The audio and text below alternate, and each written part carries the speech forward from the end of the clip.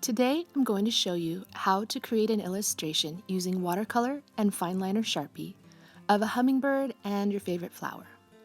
You can choose any flower you want for this exercise. Today I chose a apple blossom.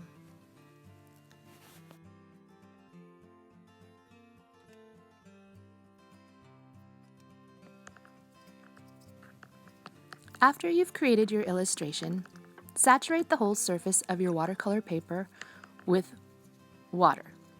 You can do this by dipping your paintbrush into your cup of water and just painting the whole surface.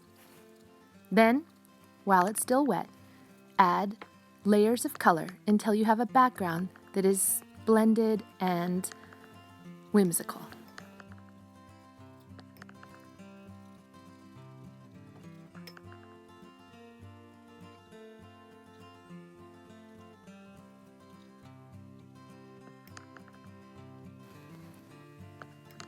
You can create more vivid areas of color of your background by injecting little patches of brighter color into areas that are still wet. As long as the surface is still wet, it will blend softly and uniformly. Anytime you want to lift a little bit of the paint off the surface, just take a clean, dry paper towel and dab away. Once your background is dry, it's time to start painting the petals and leaves. Outline the leaves first, and then fill with color. You can also try the method of outlining the edges first and fill with a water-saturated brush. That will create a lighter center to your petals. I like to use that method for the flower petals. Sometimes, after they dry, I like to go over the edges with a darker line of color, and this creates more depth of color. It's fun to explore and play when building up the color in your flowers. You can use the dabbing method with your paper towel and then start again. Anytime you're not happy with something you're doing, just paint over it with a water-saturated brush and dab it away with the paper towel before it gets too dry. This method helps clean up any mistakes you think you might be having.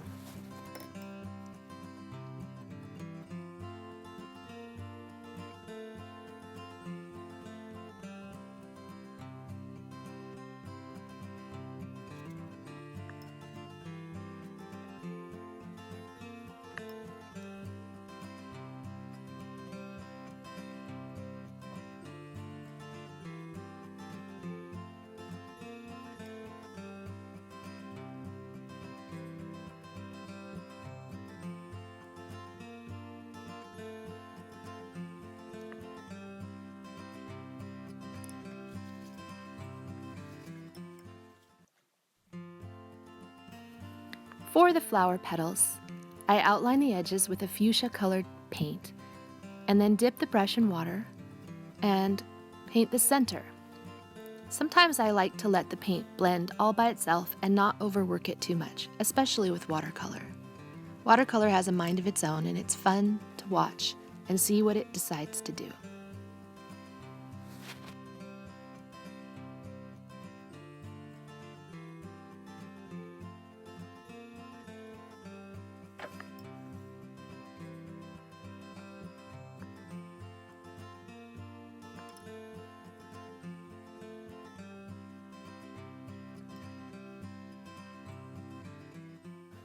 While the flower is still wet, I like to dip my brush into the paint and create an even more vivid juxtaposition at the edges of the petals.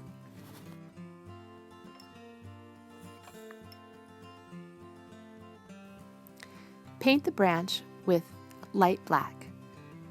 Don't overthink it, just do a loose branch. It will look more natural that way.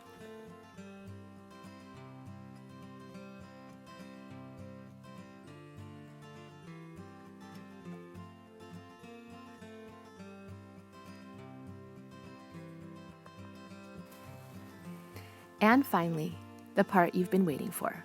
It's time to paint the hummingbird. Using turquoise and light green, you're going to paint around the top of the bird first, and then green on the underbelly. You can outline the beak and create a darker turquoise on the top of the back, and it should blend quite naturally into the green of the belly. For the wings, just do loose brush strokes using turquoise and purple. You can connect the brush strokes to the base of the wing and use a little bit of water to blend the entire wing.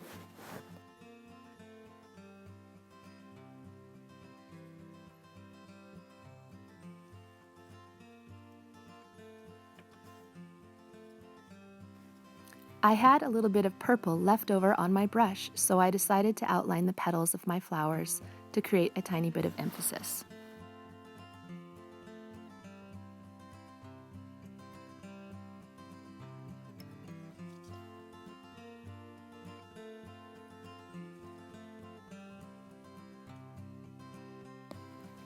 This last part is up to you. Add any details you feel called to create. You might want to add a little color here and there. There might be a bumblebee in yours. This is your painting and you are free to create it however you wish. At the very end, after the bird is dry, I went in with an ultrafine Sharpie and blackened the eye and created more emphasis on the beak. As you can see here, I also did a little splatter painting, which I needed to clean up with my little paper towel trick. I hope you have a really fun time with this project. Let me know how it goes.